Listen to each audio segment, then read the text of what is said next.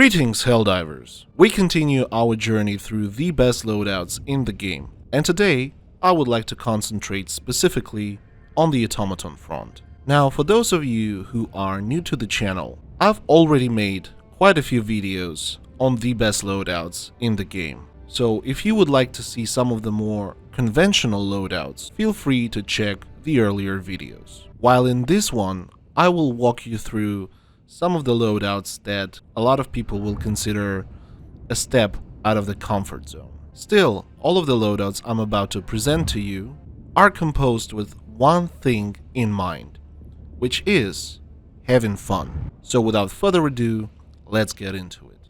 The first loadout for today will be based around the GS66 Lawmaker Heavy Armor. It has a Gunslinger armor passive, which basically encourages you to use your sidearm as a primary. And that's exactly what we are going for in this loadout. Also, it is a heavy armor, so on the Automaton front, it will provide you with a decent amount of protection. This loadout will rely heavily on your ability to aim. Therefore, the primary weapon for this build will be R6 Deadeye. Initially, I was not much of a marksman guy. However, this thing here gave me a proper taste of what it feels like to land your shots precisely, which unlocked an entirely new gameplay style for me. And Deadeye feels like a natural evolution of it. And when used precisely, it one-shots all of the small and medium enemies on the Automaton front. It is also insanely satisfying to shoot. The Senator will be our pick for a secondary weapon for this build. And a lot of times, you will use it as your primary. There will be cases when your aim will just keep failing you. So for those situations, we bring the Giga Grenade. You just throw this thing into basically anything, and the problem is gone. Now, having a loadout that relies heavily on being able to land your shots perfectly doesn't mean that we shouldn't be able to blow some shit up. Therefore, the first stratagem that we are taking with us is 500 kg bomb. It will allow you to quickly deal with small to medium outposts, clear some path, or lose some following. I like to pair my 500 kg bombs with basically its smaller brother, the Eagle Airstrike. With these two stratagems, you basically get the ability to spam heavy anti-tank strikes almost non-stop.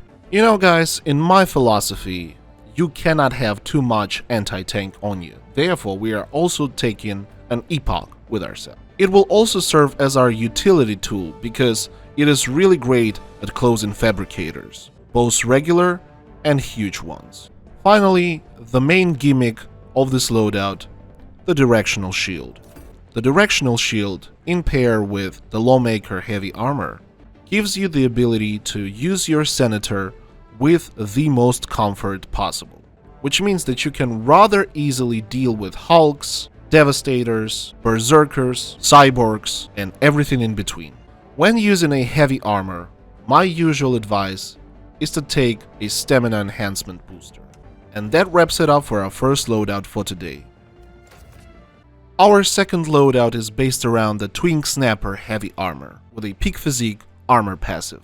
The primary choice for this build is my favorite shotgun in the game, the DBS-2 Double Freedom. I use this thing exclusively in the volley mode to one-tap from existence anything that stands in my way. Also, in my opinion, this shotgun is by far the most fun to shoot weapon in the entire game.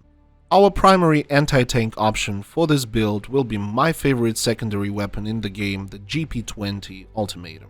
As I've already said, you cannot have too much anti-tank on yourself on the Automaton front. Therefore, for a throwable, we take the classic Thermite. To effectively deal with the Automaton infrastructure, outposts, and fortresses, our first pick will be Orbital Laser.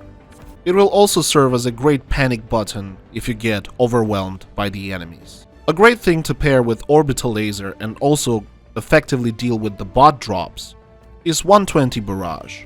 Our next stratagem is the exact reason we will need Peak Physique armor passive for this build. The support weapon choice for this loadout is the Heavy Machine Gun, which is a weapon I grew really fond of recently. It is insanely powerful, and with the peak physique armor passive, it becomes much easier and much more pleasant to use.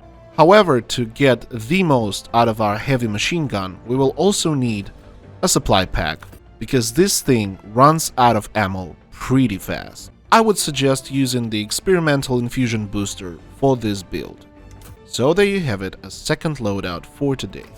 Now, I would not be me if I didn't try to push some stealth propaganda upon you in this video. Stealth is by far my favorite way to deal with the automaton, and this loadout is aimed at reducing your interaction with the enemies directly as much as possible. Therefore, the armor we pick for this build is RS67 Null Cipher, a medium stealth armor. It will allow you to reduce the enemy attention towards your persona to the absolute minimum.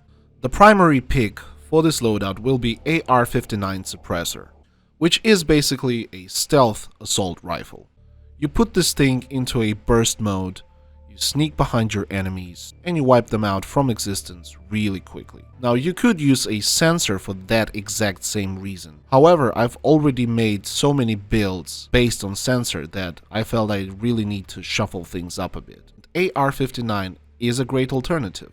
Just do not treat this thing as a regular assault rifle, because it really is not that. You have to be really precise with this thing, and in my experience, it is best to use it in the first-person mode. The secondary weapon for this build will be Grenade Pistol. It will be primarily our utility weapon for the fabricators. Since we aim to draw as little of the enemy attention as possible, our pick for the throwable for this build will be the Smoke Impact Grenade. It lets you cover everything in smoke really quickly and confuse enemies really effectively.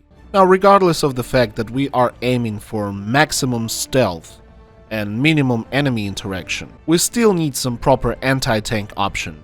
Therefore, Quasar Cannon is our first pick for this loadout. Our main utility tool for this loadout will be my favorite stratagem in the entire game, the Portable Hell Bomb. It will save you a lot of time and effort with stratagem jammers, with detector towers, and small to medium outposts, and will also serve as a great panic button in case you suddenly get overwhelmed with the bot drops. Now, the task of the last two stratagems will be to increase the distance between you and the enemy to the absolute fullest. Therefore, the next stratagem is anti-tank emplacement. Finding a really good spot far away from a fortress or any other automaton outpost, calling in the anti-tank emplacement, and decimating the entire thing from afar is one of my favorite activities in the game. Sure, sometimes it becomes quite an issue to find such a spot. However, when you actually do, it is so rewarding that I think it's totally worth it. Now, when you are using an anti-tank emplacement, the enemies might instantly start shooting at you, no matter the distance. Therefore, to give ourselves a bit of protection, we also bring the Shield Generator Relay.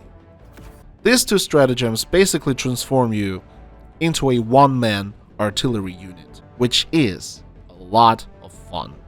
For this loadout, I would suggest using a Concealed Insertion Booster. It basically covers in smoke every single piece that you call in from the Super Destroyer, which has proved to be really useful on the automaton front. So yeah, this loadout is a bit unhinged, but it is also super fun. And for me, fun is the most important thing in Helldivers 2. So there you have it, folks. Please tell me what do you think about these loadouts, and share your favorite options for the automaton front. As always, thank you so much for watching this far. Please like, comment, subscribe, and we'll see you in the next one.